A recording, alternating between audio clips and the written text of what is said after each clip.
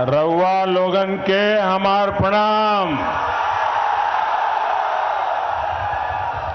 का हाल बा? हमारा कराकाट के भाई बहन लोग ठीक है ना? 24 के चुनाव के 6 चरण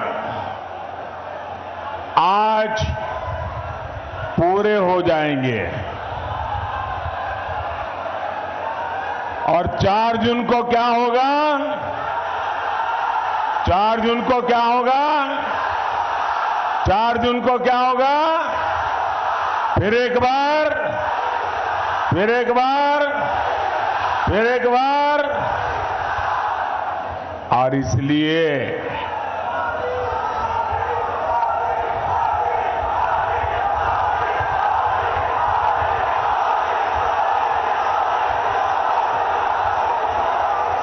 मैं इस चुनाव में हिंदुस्तान के हर कोने में गया हूं। सालों से राजनीति में काम किया, संगठन में काम किया और मैंने देखा है कि बिहार के लोगों में राजनीति का आकलन करने का जो सामर्थ्य है वो अद्भुत है। और बिहार के लोग इन चीजों में इतने पक्के होते हैं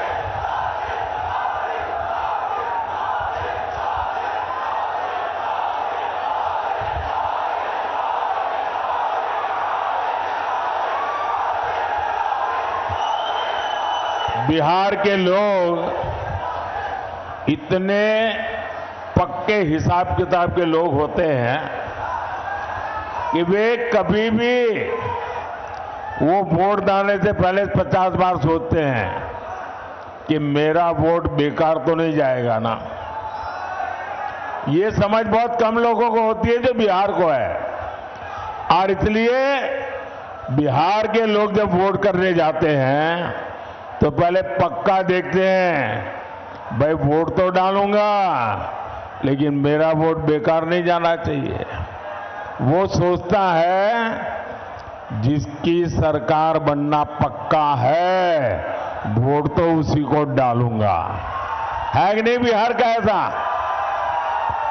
बिहार निर्णायक होता है और इसलिए मुझे पक्का भरोसा है कि बिहार के लोग इस बार वोट डाल करके प्रधानमंत्री भी पक्का कर लेंगे। साथियों, 4 जून की शाम होते होते बिहार में एक और काम होगा। बताऊं क्या होगा? ये अखबार वाले लिखेंगे कि मोदी भविष्यवाणी कर रहा है।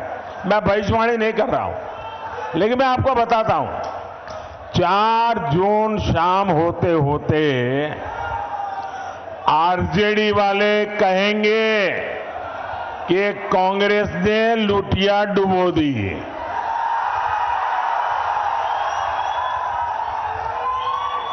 एक दूसरे के कपड़े फाड़ना शुरू करेंगे। 4 जून को दूसरा क्या होगा वो भी बता देता हूं। ये कांग्रेस का शाही परिवार क्या करेगा?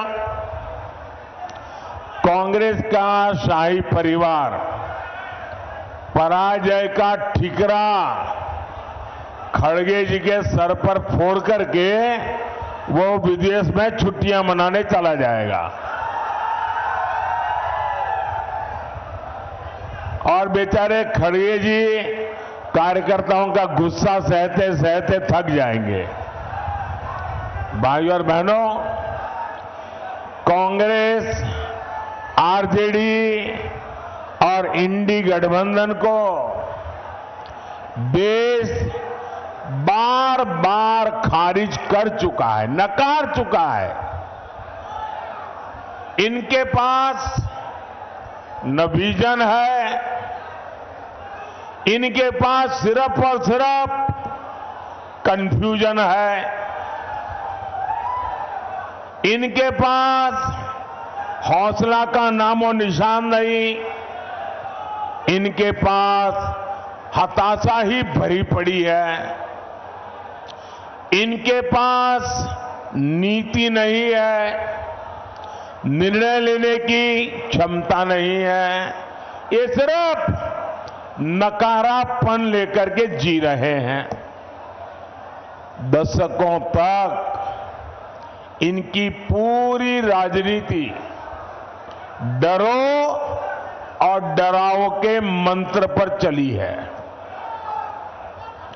लेकिन मोदी ने इनका ये जो डर का गुब्बारा है ना, उस गुब्बारे को ही फोड़ दिया है और हालत तो ये है कि मोदी उनके डर को भी डराता है। साथियों, ये इंडी गठबंधन वाले देश को डराते थे, देश को ऐसा डराते थे और 70 साल से डराते थे। क्या कहते थे? अयोध्या में अगर राम मंदिर बना तो देश में बवाल हो जाएगा, खून की नदियां बहेगी। आज रामलला भव्य मंदिर में विराजमान है, कोई बवाल हुआ क्या? कोई खून की नदियां बही क्या? ये डराने का झूठा खेल चलता था कि नहीं चलता था? ये लोग डराते थे, 70 साल से डराते थे। ये कहते थे कि जम्मू कश्मीर से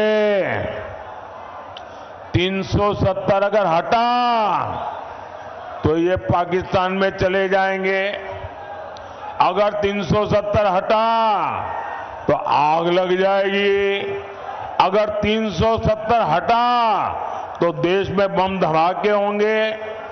भांति भांति की धमकियां और डर पैदा करना। मोदी इनकी न धमकियों से डरा है न कभी रुका है। धारा 370 हटा के नहीं हटा, धारा 370 की दीवार गई कि नहीं गई?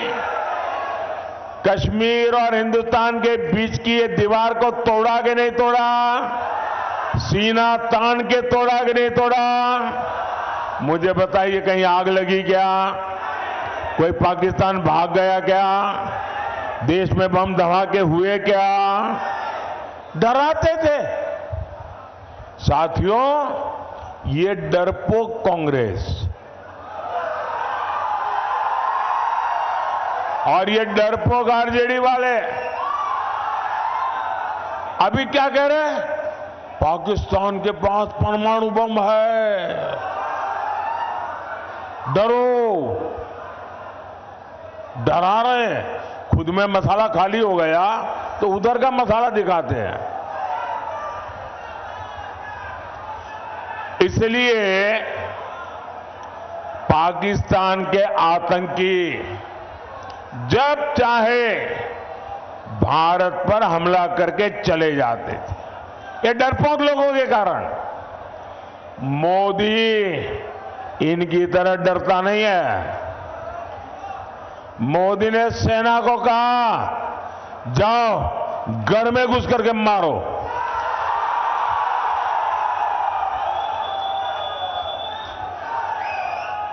आज पाकिस्तान कुछ करने से पहले 100 बार सोचता है। इसी कांग्रेस के राज में, आरजेडी के राज में ये नक्सलियों ने सबको डरा करके रखा था। मोदी डरता नहीं। आज नक्सलियों की सफाई पुरजोश चल रही है। साथियों, यही इंडी वाले एक और धमकी देते थे। ये कहते थे कि बड़े भ्रष्टाचारियों पर हाथ डालो तो मोदी की कुर्सी हिला देंगे। मोदी डरता नहीं है। जिसने चोरी की है, जिसने गरीब को लूटा है, और कितना ही बड़ा शहंशाह क्यों ना हो, कितना ही बड़ा शहजादा क्यों ना हो, कितना ही बड़ा अपने आप को तिस्मार का क्यों ना मानता हो, उसको जेल जाना पड़ेगा, जेल में जीना पड़ेगा। और जेल की रोटी चबा करके ही उसकी जिंदगी पूरी होने वाली है।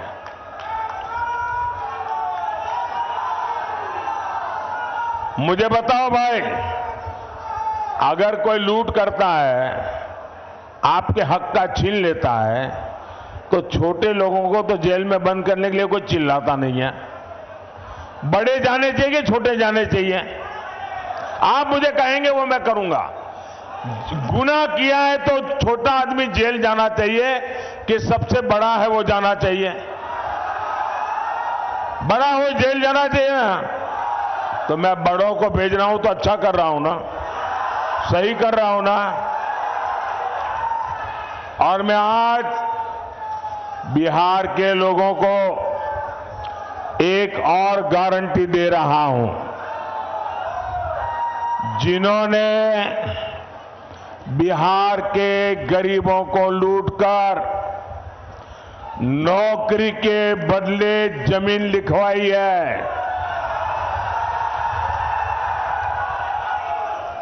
कान खोल के सुन लो,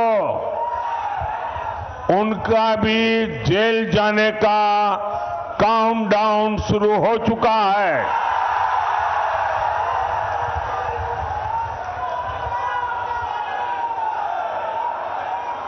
ये जैसे ही ये हेलीकॉप्टर में चक्कर मारने का समय उनका पूरा होगा, जेल का रास्ता तय हो जाएगा। बिहार को लूटने वालों को एनडीए सरकार छोड़ेगी नहीं।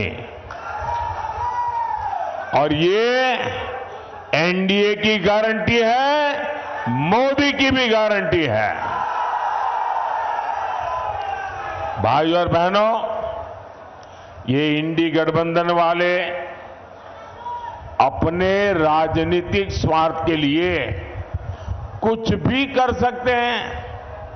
ये लोग बिहार और बिहारियों के अपमान के खिलाफ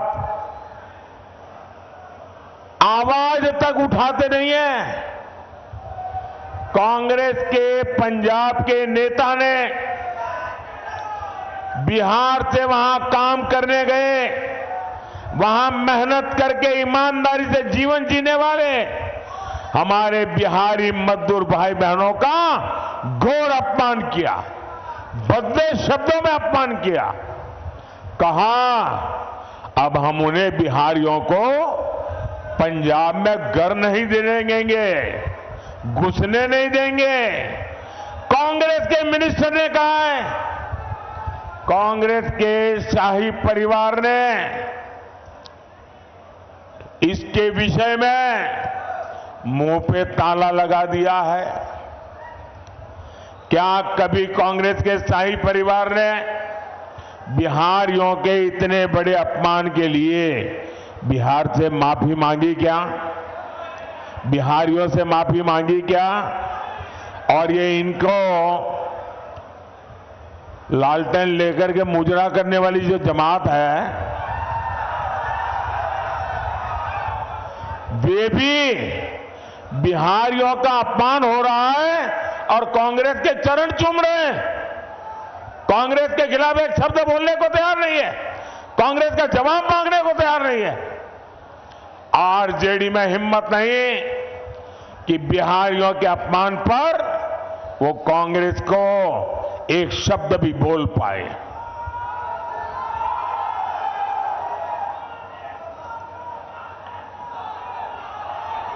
साथियों,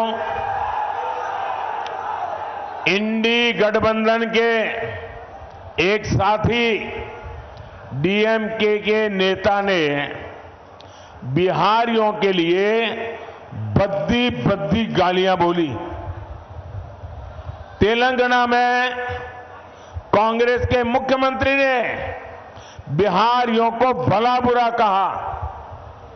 पश्चिम बंगाल की मुख्यमंत्री आए दिन बिहारियों को गालियां देती है, लेकिन आरजेडी और कांग्रेस के नेताओं ने उनके मुंह से इन लोगों को उनके खिलाफ एक शब्द बोलने की हिम्मत नहीं है। इन लोगों को आपके स्वाभिमान की चिंता नहीं है, इनको बिहार के गौरव की चिंता नहीं है, इनको बिहार के होनहार नौजवानों के प्रतिष्ठा की चिंता नहीं है। इनको सिर्फ और सिर्फ अपने वोट बैंक की चिंता है। उनको सिर्फ आपके वोट छीनना है, उसके लिए भांति भांति की भाषा का उपयोग करते हैं। इनके लिए बिहारियों का सम्मान कोई मायने नहीं रखता। साथियों, मैं हमारे जो फर्स्ट टाइम वोटर है, जो पहली बार वोट करने के लिए जाने वाले हैं, उनको जरा जंगल राज पार्ट 2 से सावधान करना चाहता हूं। ये जो फर्स्ट टाइम वोटर है ना, उनका जन्म होने के बाद उनको जंगल राज कितना भयंकर था वो देखने का अवसर नहीं मिला, क्योंकि यहां एनडीए वाले काम करना शुरू किए। लेकिन जो जंगल राज वालों ने था, जो मुसीबतें खड़ी कर दी थी, ये जरा फर्स्ट टाइम वोटरों को पता होना चाहिए। वो समय था शाम होने के बाद बाहर निकलना मुश्किल था। बाहर से कोई रात में ट्रेन से उतरता था तो स्टेशन से बाहर नहीं निकलता था, रात भर स्टेशन पे पड़ा रहता था। सुबह उजाला होने के बाद फिर अपने गांव की तरफ निकलता था। अपहरण, डकैती, हत्या, ये बिहार का दुर्भाग्य बन गया था। नीतीश जी के नेतृत्व में एनडीए सरकार बिहार को जंगल राज से बाहर लेकर आई है। वो गुंडे, वो डकैत, वो लुटेरे अभी छिपे हुए हैं, चुप होकर के बैठे हुए हैं, मौके की तलाश में है। अगर गलती से भी ये इंडी वाले जरा भी मजबूत होते दिखेंगे भी, तो फिर उनका दाना पानी मिलेगा और ये मिलकर के फिर से आपका भविष्य तबाह कर देंगे। नौजवानों, आपकी जिंदगी तबाह कर देंगे और फिर कभी भी आप उभर करके बाहर नहीं आ पाएंगे। भाइयों और बहनों, ये हमारा बिहार सामाजिक न्याय की प्रणेता भूमि है और मुझे गर्व है कि अगर किसी ने सामाजिक न्याय की रक्षा की है तो वो बीजेपी और एनडीए ने की है। बीते 10 साल में देश ने एनडीए को 2 बार प्रचंड जनादेश दिया। हमने पहली टर्म में एक दलित के बेटे को, जो कभी बिहार के गवर्नर हुआ करते थे, उनको देश का राष्ट्रपति बनाया, दलित को देश का राष्ट्रपति बनाया। जब हमें 2019 में दूसरी बार अवसर मिला तो हमारे देश की एक आदिवासी बेटी को देश का राष्ट्रपति बनाया। देश के सर्वोच्च संवैधानिक पद पर सुशोभित किया। राष्ट्रपति पद का गौरवपूर्ण काम उन्होंने शुरू किया। हमने पिछड़ा आयोग को संवैधानिक दर्जा दिया। कांग्रेस ने तीन दशक तक पिछड़ों की इस मांग को ठुकराया था, लेकिन मैं आप ही के बीच पैदा हुआ हूं। अति पिछड़ों को कैसी जिंदगी जीनी पड़ी है ना, वो मैंने भोगी है, और इसलिए मैंने आते ही आयोग बना दिया। पहले केंद्रीय विद्यालय, नवोदय विद्यालय और सैनिक स्कूलों में ओबीसी आरक्षण नहीं था।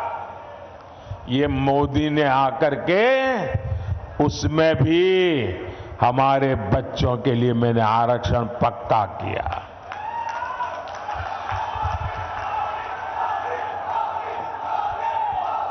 मेडिकल की पढ़ाई में भी केंद्रीय कोटे में पहली बार ओबीसी आरक्षण हमने लागू किया। ये हमारा ट्रैक रिकॉर्ड है। साथियों, इसकी विपरीत आज इंडी गठबंधन वाले एससी, एसटी, ओबीसी, अति पिछड़े, उनका सबका आरक्षण छीन किए कि एक बहुत बड़ी साजिश रच रहे हैं। मैं देश को अवगत कराना चाहता हूं, ये मेरा कर्तव्य बनता है कि देश को मैं जानकारी दूं। इंडी गठबंधन ने हजारों शैक्षणिक संस्थानों में एससी, एसटी, ओबीसी, अति पिछड़ा को मिलने वाला आरक्षण बंद कर दिया, और वो सारा का सारा अब मुसलमानों के लिए रिजर्व कर दिया है। ये जो किया है वो मैं बताता हूं।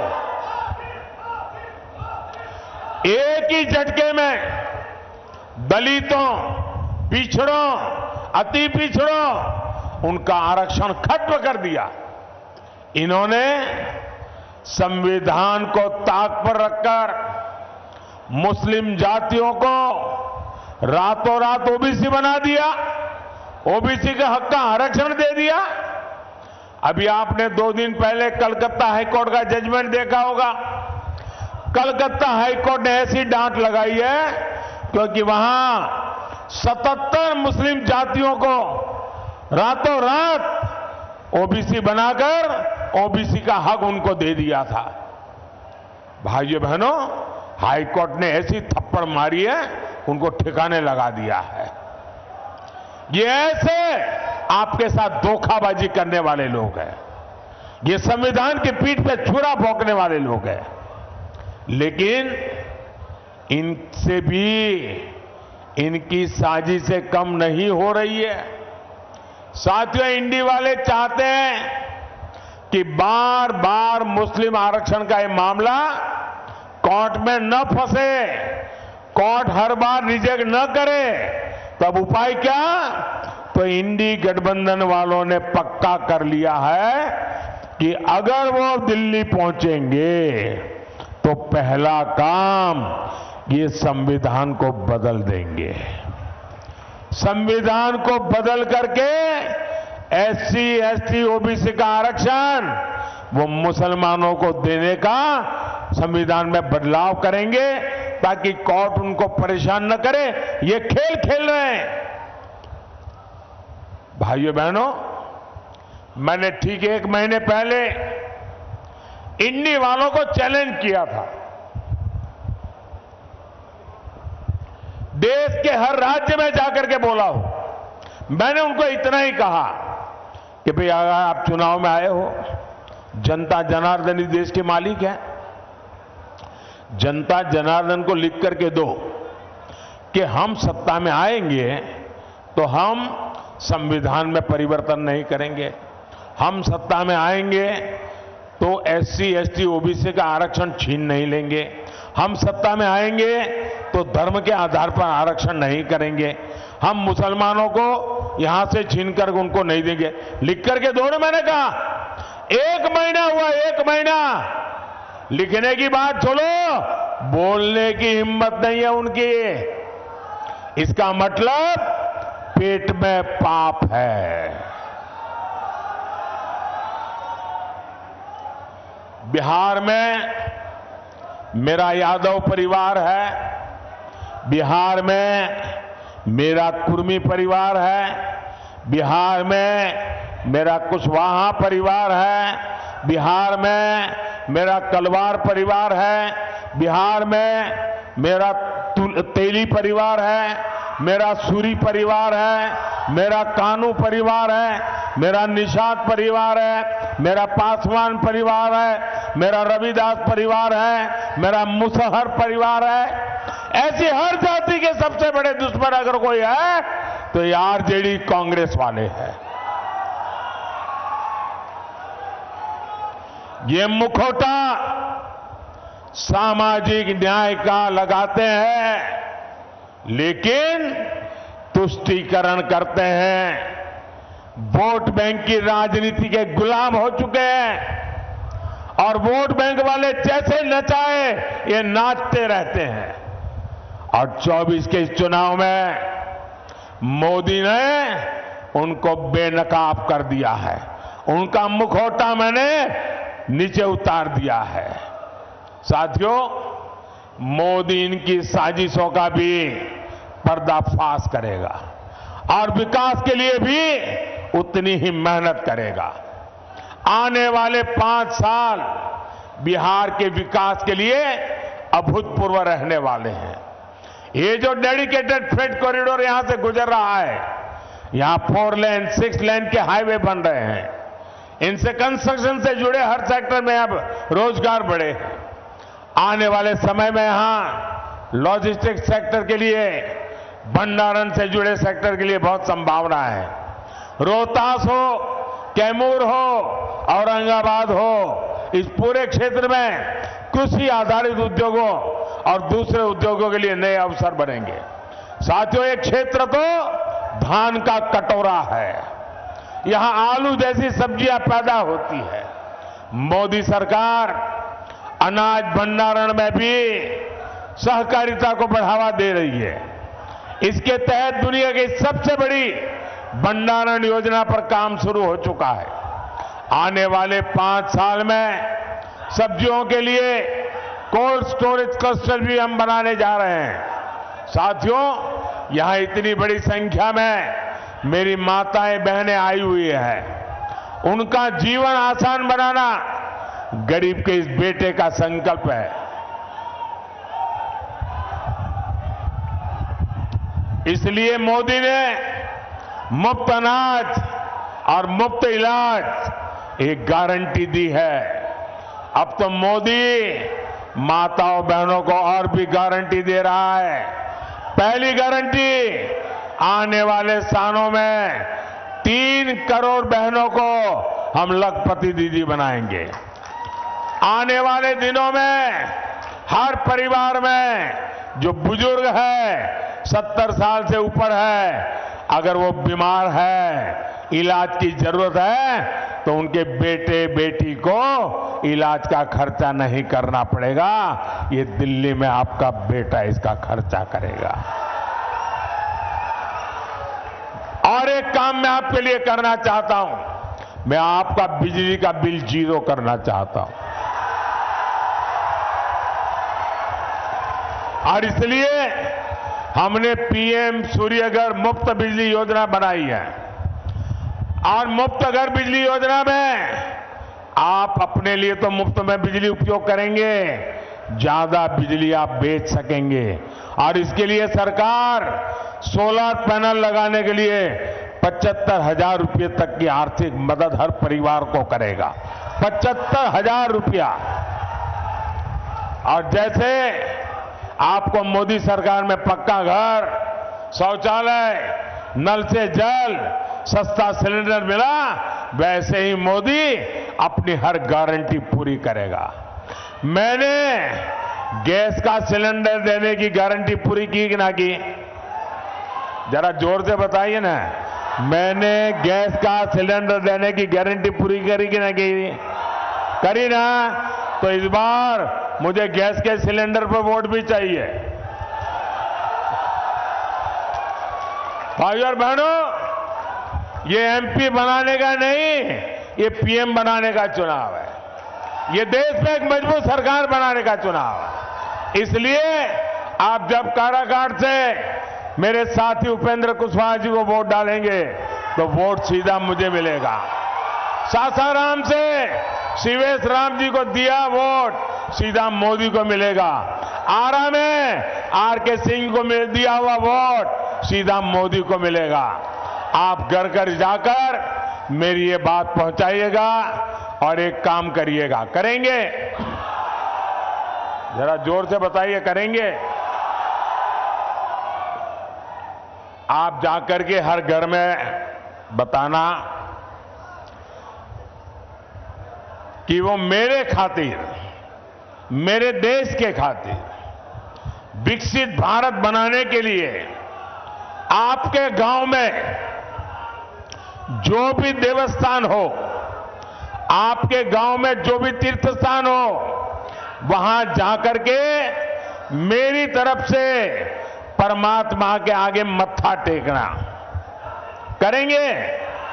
मेरी तरफ से परमात्मा को मत्था टेकेंगे अपने गांव में, और मेरी तरफ से परमात्मा को मांगना कि विकसित भारत बनाने के लिए परमात्मा हमें आशीर्वाद दे। इतना काम करेंगे? पक्का करेंगे? बोलिए भारत माता की, भारत माता की, भारत माता की। बहुत बहुत धन्यवाद।